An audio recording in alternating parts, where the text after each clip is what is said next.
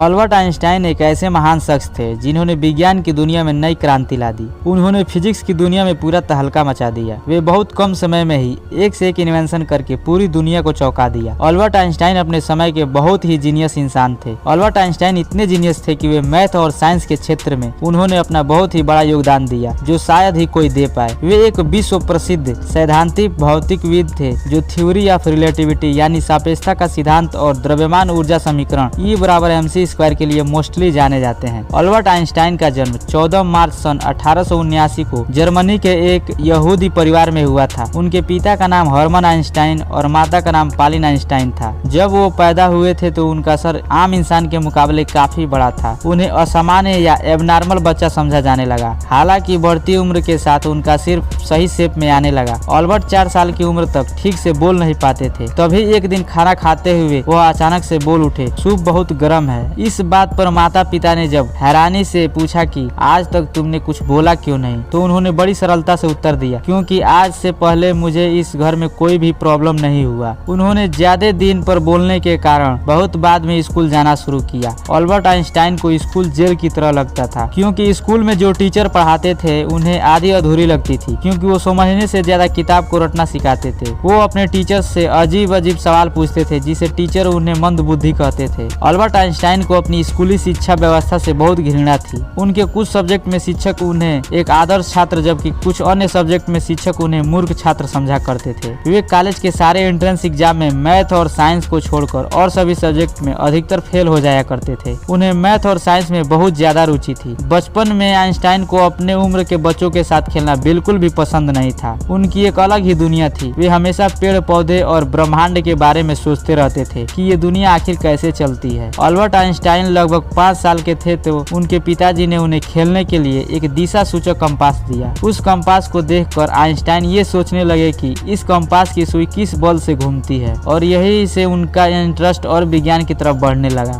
Albert धार्मिक किताब भी पढ़ते थे। उन्होंने बाइबल पढ़ी और धर्मों को भी समझने की कोशिश की। अल्बर्ट आइंस्टाइन को उनकी उम्र के हिसाब से उन्हें मैथ और फिजिक्स में काफी ज्यादा नॉलेज हो गया था। अल्बर्ट ने 12 साल की उम्र में पाइथागोरस और 14 साल की उम्र में इंटीग्रल कैलकुलस में महारत पाली थी। सन 1905 में उन्होंने यूनिवर्सिटी ऑफ ज्यूरिच से पीएचडी की डिग्री हासिल की। उसी साल अल्बर्ट आइंस्टाइन ने 4 अभूतपूर्व रिसर्च पेपर को प्रकाशित किया, जिसमें पहला फोटो इलेक्ट्रिक इफेक्ट, दूसरा ब्राउनी मोशन, तीसरा स्पेशल थ्योरी ऑफ रिलेटिविटी और चौथा the equivalence of mass and energy है। ये ऐसे सिद्धांत थे जिन्होंने हमारी सोच को पूरी तरीके से बदल कर रख दिया और इन्होंने विज्ञान की दुनिया में पूरी तरह से आग लगा दिया। ये सिद्धांत उन्होंने केवल 26 साल की उम्र में दिया था। 2 अप्रैल सन 1921 में अल्बर्ट आइंस्टाइन ने पहली बार यूएसए के न्यूयॉर्क शहर में कदम रखा। वहां उन्हें कोलंबिया और प्रिंसटन यूनिवर्सिटी में लेक्चर देने के लिए बुलाया गया था। लेक्चर देने के बाद वो फिर जर्मनी चले गए। 1933 तक हिटलर जर्मनी में बहुत ताकतवर हो चुका था। उसने यहूदियों को सरकारी नौकरियों से निकालना और उन्हें मारना शुरू कर दिया। इसी कारण अल्बर्ट आइंस्टाइन ने जर्मनी को छोड़ने का निर्णय लिया। अल्बर्ट सन 1933 में यूएसए आ गए और वहां पर उन्होंने प्रोफेसर के रूप में काम किया। फिर 7 साल बाद उन्हें यूएसए की नागरिकता मिल गई।